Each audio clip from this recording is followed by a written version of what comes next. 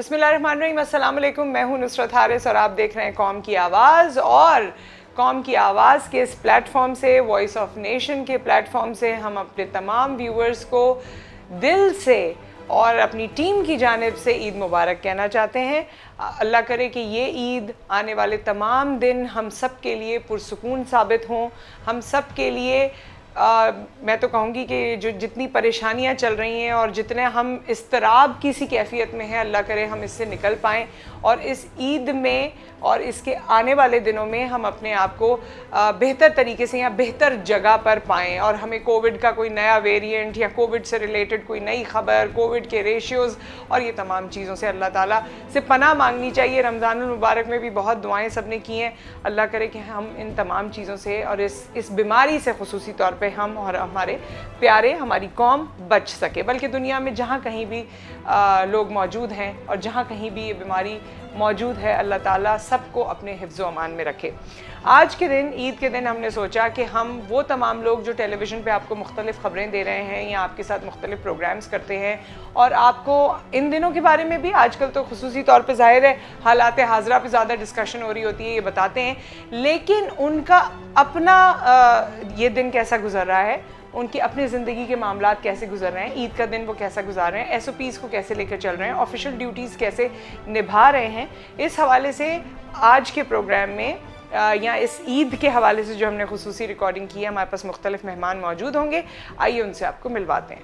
जी ख़वातीनो हज़रात, और इस वक्त हमारे साथ मौजूद हैं अस्मा इकबाल, जो कि एक बहुत ही फेमस चेहरा हैं, रेकग्नाइज चेहरा हैं। अगर मैं न्यूज़ की बात करूं, करंट अफेयर्स की बात करूं, तो आप चैनल्स पे उनको देखते रहें। और आज मैं उनको इसलिए अपने प्रोग्राम में उनसे बात करना चाहती हूं क्योंकि एंकर्स की, न्यूज़ एंकर्स की लाइफ बड़ी डिफरेंट और डिफ़िकल्ट हो जाती है ईद के ज़माने में वैसे ही, लेकिन जब कोविड हो और इस तरह के हालात हों जैसे आजकल अनसर्टिनिटी है, इसमें किस तरह की सोच है, इसमें किस तरह से अपनी ड्यूटीज़ परफॉर्म कर रहे हैं, ये ईद कैसे डिफरेंट है अस्मा के लिए, हम उनसे जानते हैं। अस्सलाम वालेकुम। अस्सलाम वालेकुम नुसरत, कैसी हैं आप? ईद मुबारक।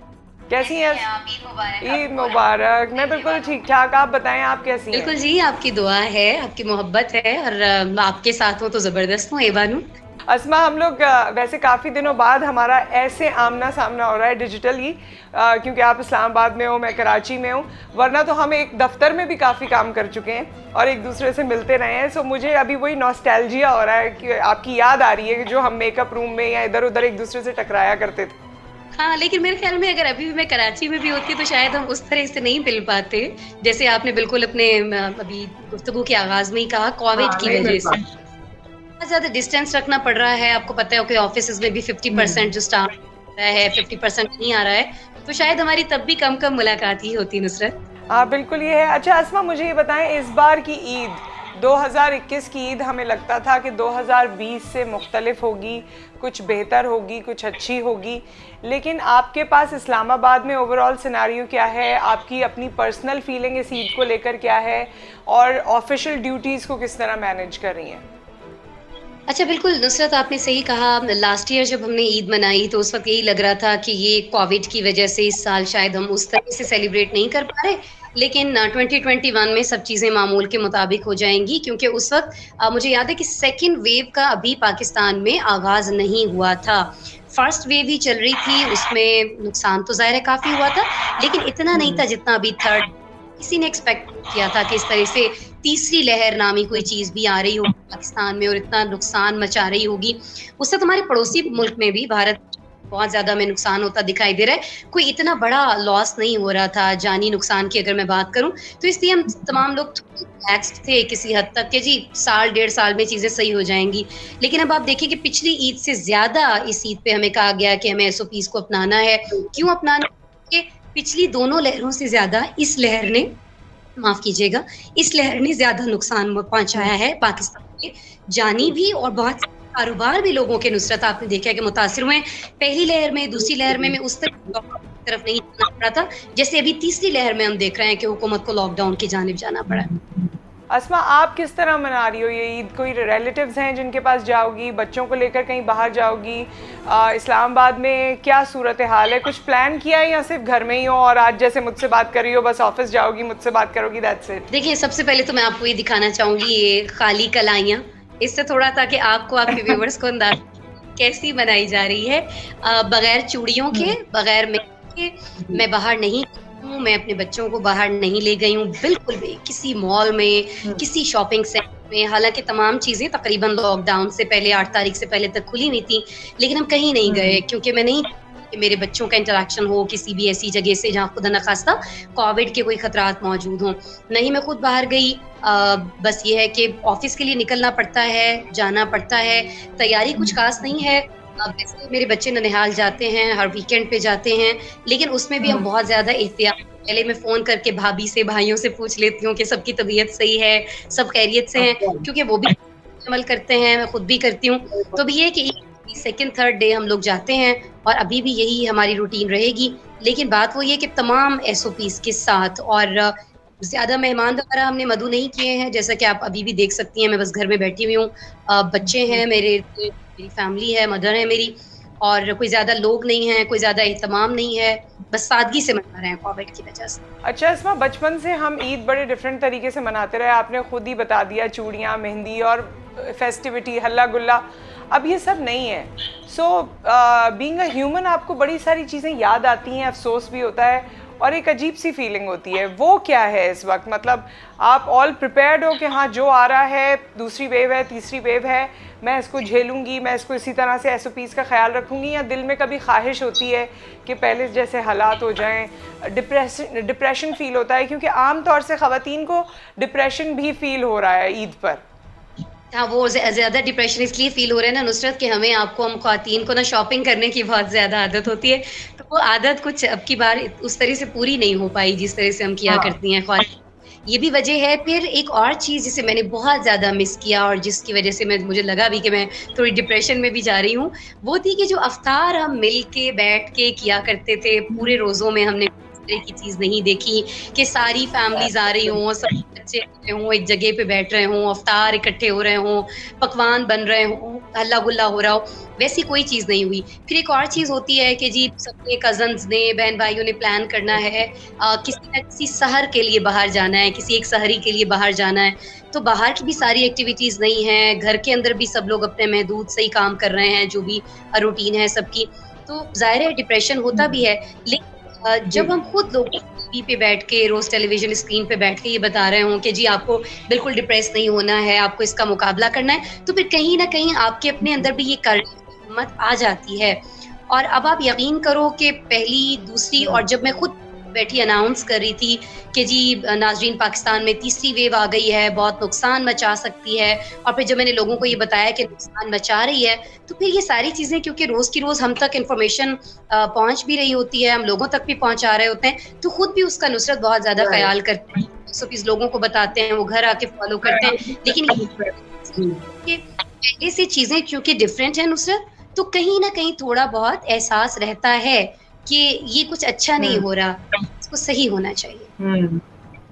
बिल्कुल सही होना चाहिए, और दुआ भी हमारी यही है कि वो मोहब्बतें, वो कुर्बतें जो थीं वो उसी तरह बहाल हो सकें। अल्लाह ताला ने ये जो एक आजमाइश का वक्त रखा है, एक ये वक्त जो मुश्किल वक्त है हम सब के लिए, अल्लाह करे इससे हम निमट सकें और इससे हम बआसानी बाहर भी आ सकें। Thank you so much Asma for your time, और ईद के दिन देख के आपको बहुत खुशी हुई। We should be doing this more, आपसे ज़्यादा मुलाकातें करनी चाहिए, अगर फिजिकल नहीं हो रही तो चलें डिजिटल मुलाकात करनी चाहिए। बहुत शुक्रिया नुसरत, थैंक यू, एंजॉय। जी ख़वातीनो हज़रात, और अब हमारे साथ मौजूद हैं एक नहायत ही फेमस शख्सियत, another anchor person, Moeed Pirzada साहब। आज का दिन और ये ईद उनके लिए कैसी है, ये हम उनसे जानते हैं। अस्सलाम वालेकुम। नुसरत, वालेकुम अस्सलाम, thank you for inviting me. Eid मुबारक and pleasure to have you with us. अब डिजिटल का दौर आ गया है और फिज़िकल मुलाकातें कम हो गई हैं, महदूद हो गई हैं, तो हमने कहा आज डिजिटली आपसे मालूम करें कि दिन आपका कैसा गुजर रहा है, ईद कैसी गुजर रही है। नुसरत, खैर मुबारक। और खाली डिजिटल दौर नहीं आया, बल्कि जो वबा है, जो पेंडेमिक है, उससे जो डिजिटल टेक्नोलॉजी है उसको बहुत उसका यूज़ बहुत बढ़ गया है। अगर ये वबा इस तरह से 2020 के शुरू में ना शुरू होती तो शायद ये जो टेक्नोलॉजी इतनी तेजी से फैली है, स्ट्रीम यार्ड है, जूम है, डिफरेंट ऐप्स हैं, ये इतनी शिद्दत से इसका इस्तेमाल ना होता और इस टेक्नोलॉजी में बड़ी इम्प्रूवमेंट हो गई। बहुत इम्प्रूवमेंट हुई, बिल्कुल। अच्छा, आपका ये इस साल की ईद कैसी गुजर रही है या गुजरने वाली है, कैसे डिफरेंट है? आपका पर्सनल इस पे ओपिनियन क्या है, पर्सनल फीलिंग क्या है, ये मैं जानना चाहती हूँ, क्योंकि being a journalist, being an anchor person, तो आप टीवी पे बहुत कुछ प्रेजेंट करते हैं, लेकिन इस वक्त की आपकी दिली कैफियत इस ईद पर क्या है? सर देखें, ईद का जो पूरा त्यौहार है, जो उसका तस्वर है, वो हमारे बचपन से अब तक मसलसल वो इवॉल्व कर रहा है, उसमें मसलसल तब्दीली आ रही है। लेकिन इतनी रेडिकल और इतनी बड़ी तब्दीली जितनी गुज़िश्ता 2 बरस से आई है, 2020 और 21 में, इतनी पहले शायद पिछले 35 बरस में, 40 बरस में इतनी तेज़ी से ना आई हो। जब हम बचपन में होते थे तो ईद उल फितर का जो त्यौहार था, उसकी बहुत ही बड़ी अहमियत थी घर में, ख़ानदान के अंदर। सुबह नमाज के बाद मुझे याद है हम अपने वालिद साहब के साथ सब बच्चे नमाज पे जाते थे, और भी लोग होते थे, कज़न्स वगैरह। वहाँ बहुत लोगों से मुलाकात होती थी, और नमाज के बाद फिर जब वापस आते थे तो लोगों की छोटी-छोटी विज़िट शुरू हो जाते थे घर में। जितने मिलने वाले होते थे फैमिली के करीब, वो ज़रूर आते थे 5 मिनट के लिए, 10 मिनट के लिए, और सवैयाँ और छोले वाली चाट और इस किस्म की चीज़ें ये बहुत होती थी। और दोपहर के बाद फिर हमारी वालिदा जो हैं, वो हम सब लोगों को लेके, जो हमारे जानने वाले हैं, उनके घर उन विज़िट्स को रीपे करती थी। सपोज़ कोई सब समझ लें कि 1 बजे के बाद या 2 बजे के बाद ये प्रोसेस शुरू होता था, जो रात देर तक जारी रहता था। और रात को फिर कई दफ़ा लोग डिटेल्ड मुलाकातों के लिए हमारे घर आते थे। अगले दिन कई दफ़ा ऐसा होता था कि हमारे और ये सब कुछ सिर्फ हम मीरपुर आज़ाद कश्मीर में रहते थे, और हमारे नाना नानी और मामू वगैरह रहते थे पिंडी इस्लामाबाद में, और वो लोग वहाँ से फिर हमें विजिट करते थे। तो दूसरा दिन जो है वो इस किस्म की चीज़ों में गुजर जाता था। अब तो सूरत हाल ज़ाहिर है बहुत तब्दील हुई है, लेकिन अब तो बहुत ही डल ईद है। ज़ाहिर है किसी से मुलाकात नहीं हुई सुबह से, और शायद हम अभी चंद देर में कुछ लोगों को मिलें, वो भी ज़ाहिर है हर बंदे ने कंडीशन लगाई है कि जब मिलेंगे तो 3 लोग ही मिलेंगे। कोई भी इस्लामाबाद में तो आपको पता है कि पाकिस्तान में अगर कोई वाहिद शहर है जहाँ 90% से भी ज़्यादा लोगों ने SOPs को फॉलो किया, तो वो इस्लामाबाद है। तो यहाँ तो कोई भी किसी से 3-4 लोगों से ज़्यादा मिलना नहीं चाहता ड्राइंग रूम में या रिसेप्शन रूम के अंदर। तो इस तरह की चंद मुलाकातें होंगी, और अगले दिन शायद हम मीरपुर जाएँ एक फैमिली होम को विजिट करने के लिए, बिकॉज़ वहाँ वो भी उसकी वजह ये है कि वहाँ ईद से चंद दिन पहले वबा की वजह से बहुत सी फौतगियाँ हुई हैं, वफ़ात हुई है। हम वहाँ नहीं गए, वहाँ हमने दुआ वगैरह भी करनी है, फातिहा पढ़नी है, इसलिए भी जाना है। बहुत ही मुख्तलिफ ईद है। ईद से चंद दिन पहले से भी इस्लामाबाद में बाजार सारे बंद रहे हैं। उससे पहले भी 6 बजे बंद हो जाते थे, रेस्टोरेंट बंद, होटल बंद, सिर्फ टेक अवे था, बुक शॉप्स बंद हो जाते हैं 6 बजे, जो मेरा एक बहुत बड़ा जी बिल्कुल बताइए। जी, आप कुछ बताने वाले थे। बुक शॉप से आपका कुछ खास रिलेशनशिप है जो 6 बजे बंद हो जाते हैं, so it is affecting you? Normal हालात में मैं बहुत टाइम स्पेंड किया करता था यहाँ पे सईद बुक बैंक पे, मिस्टर बुक्स पे, जो 2 बड़े बुक स्टोर हैं, और सईद बुक बैंक जो है वो बरे सगीर का सबसे बड़ा बुक स्टोर है। तो वहाँ बहुत बड़ी कलेक्शन है, और मैं हर हफ्ते वहाँ कई दफ़ा विजिट करता था बुक्स के लिए, मैगजीन्स के लिए। वो प्रोसेस भी रुक गया है बिकॉज़ वो भी 6 बजे बंद हो जाता है। तो ये सारा दौर जो है ये बहुत मुख्तलिफ है इस वक्त। जी, ये एक मुश्किल दौर है। अच्छा, इतने प्रोग्राम्स करने के बाद, इतने लोगों से बात करने के बाद, research and data, everything is coming in front of you, क्या समझते हैं आप आज के दिन कोई ऐसी खबर या कोई ऐसी पेश गोई या कोई आपकी ऐसी एनालिसिस जो आपके जहन में हो या आपके दिल में आता हो कि हम इस पेंडेमिक से सच एंड सच टाइम में निकल पाएंगे या निकल जाएंगे? क्योंकि 2020 में भी हमें लगता था कि 2021 हमारे लिए बहुत डिफरेंट होगा, लेकिन 2021 में हमें बता दिया गया है कि जी अब तो तीसरी वेव आ रही है। सो आपको कब लगता है, क्योंकि ये अब एक तरह की एंजाइटी शुरू हो गई है, कि ये ख़त्म कब होगा? नुसरत, मेरी गुज़िश्ता 2-3 दिन में अमेरिका में पाकिस्तानी नजाद अमेरिकन से 2-3 लोगों से बात हुई है जिन्होंने यहाँ ट्रैवल करना था लेकिन वो नहीं आए। तो मैंने उनको कहा कि यार तुम लोग क्या डरे हुए हो, अमेरिका में तो ज़्यादा था। उन्होंने कहा नहीं, अमेरिका में अब पेंडेमिक बिल्कुल थम गया है, और उसकी वजह ये है कि 50% से ज़्यादा पॉपुलेशन जो है उसको वैक्सीनेशन उसकी हो चुकी है, ऑलमोस्ट 55%। बहुत सी जो डेथ्स थी ओल्ड एज लोगों की जो वुल्नरेबल थे वो भी हो चुकी हैं। तो अब अमेरिका में तमाम बाजार, सुपर मार्केट्स, प्लेसेस, ऑफिसेज जो हैं वो खुल गए जस्ट लाइक नॉर्मल।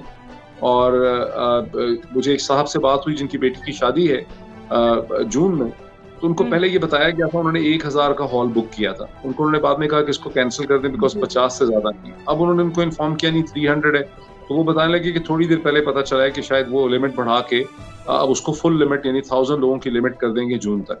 तो इससे ये है कि अगर एक 4th वेरिएंट ना आए और अगर जो वैक्सीन अभी हमारे सामने आई है, अगर ये वैक्सीन होल्ड करती है इस वेरिएंट के खिलाफ, जो ब्रिटिश वेरिएंट है इसके खिलाफ ये वैक्सीन होल्ड करती है, तो फिर उम्मीद की जा सकती है कि जब पाकिस्तान की वैक्सीनेशन भी एक सर्टेन लेवल तक आ जाएगी। देखिए ना, पाकिस्तान में इस वक्त अब हम तकरीबन 3 से 4 मिलियन लोगों को वैक्सीनेट कर चुके हैं और इस वक्त रोजाना 2 लाख से ज्यादा लोगों की वैक्सीनेशन हो रही है और हुकूमत ने 40 साल से ज्यादा उम्र के लोगों के लिए वैक्सीनेशन जो है वो ओपन कर दी है। बहुत जल्दी हुकूमत इसको 30 साल से ओपन कर देगी। 18 साल से कम लोगों को तो वैसे भी खतरा नहीं है, उनको वैक्सीनेशन जो है वो नहीं होनी है उनकी, शायद, जो मेरी अंडरस्टैंडिंग है। तो मेरा ख्याल है कि अगले 2 माह में हम इस खतरे से खासी हद तक निकल आएंगे अगर इसने कोई और वेरिएंट प्रोड्यूस ना किया। और वैसे भी आप देखें कि पाकिस्तान की जो ओवरऑल, पता नहीं उसकी क्या वजूहात हैं, शायद हुकूमत के स्मार्ट लॉकडाउन्स हैं, कुछ हमारा डेमोग्राफिक एलिमेंट उसमें ऐसा है, यंगर पॉपुलेशन थी, कुछ जनरली एसेंशियली चूंकि हाई प्रोटीन डाइट की पॉपुलेशन थी हिंदुस्तान के मुकाबले में, चूंकि मीट ईटिंग पॉपुलेशन थी, एसेंशियली मीट यहाँ बहुत ज्यादा कंज्यूम किया जाता है, चिकन, बीफ और मटन वगैरह। तो हिंदुस्तान में आप देखें जिस तरह से लास्ट फिगर में देख रहा था तकरीबन 4000 डेथ्स वहाँ रोजाना हो रही हैं, जबकि पाकिस्तान में जो हाई पॉइंट था वो 200 डेथ्स अ डे था, जो अब रिड्यूस होके लास्ट कुछ दिन पहले तक 70 तक, मैंने जो लास्ट फिगर देखा था वो 70 तक था। तो इसका मतलब है कि हमने बाकी दुनिया से बेहतर इसको हैंडल किया है, बेहतर सूरत है और फ्यूचर भी बेहतर ही रहेगा इंशाल्लाह। जी जी बिल्कुल, इंशाल्लाह। एंड विद दैट हमारा आपके साथ यहाँ पर टाइम ख़त्म हुआ है, लेकिन हम इंशाल्लाह इन तमाम चीज़ों के हवाले से जो आपने यहाँ बातें रेज़ की हैं, ईद के बाद मैं चाहूँगी कि हम आपको दोबारा कनेक्ट करें और अपने साथ इन इश्यूज़ पर या इन टॉपिक्स को ज़्यादा एक्सप्लोर कर सकें। Thank you so much for your time and I hope कि आप अपनी फैमिली के साथ, अपने प्यारों के साथ जिस हद तक SOPs का ख्याल रखते हुए टाइम अच्छा गुजार सकते हैं वो आप अच्छा गुजारें। जी, तो ये आपने मुख्तलिफ़ मेहमानों की बातें सुनी, मुख्तलिफ़ लोग, ऑब्वियसली सबका यही कहना है कि SOPs को फॉलो करना है, सब SOPs को फॉलो भी कर रहे हैं, लेकिन दिल में ख्वाहिश भी आती है और ज़ाहिर दोस्त हैं, रिश्तेदार हैं, मिलना जुलना भी होता है। हर चीज़ को बरकरार रखिए, मगर आप ख़ुद समझदार हैं, आप जानते हैं कि क्या चीज़ किस लिमिट में करने की ज़रूरत है, हमें कितना शऊर खुद अपने अंदर बेदार करने की ज़रूरत है या अपने से छोटों या बड़ों को ट्रांसफ़र करने की ज़रूरत है। इस सब के ज़िम्मेदार आप खुद हैं। जो हमारे मुल्क में, जो हमारे शहर में, जो हमारे गिरदोनवा में आगे होगा उसमें हमारी शमूलियत भी है, उसमें हमारा अपना भी किया धरा है जो हमारे सामने आएगा। सो इसके लिए ज़रूरी ये है कि हम ईद के फेस्टिविटी में ज़रूर खुश हों, ज़रूर इंजॉय करें, लेकिन अपना और अपने प्यारों का ख्याल रखें। आपको एक बार फिर वॉइस ऑफ नेशन के प्लेटफॉर्म से ईद मुबारक, और इस दुआ के साथ हम प्रोग्राम का अख्ताम करेंगे कि अल्लाह ताला हमें वो दिन दिखाए, अल्लाह ताला हमें आने वाली वो तमाम ईदें वैसी ही दिखाए जो हम बेफिक्री के साथ मनाया करते थे, खुश व खुर्रम मनाया करते थे और पूरे दिल से मनाया करते थे। आमीन।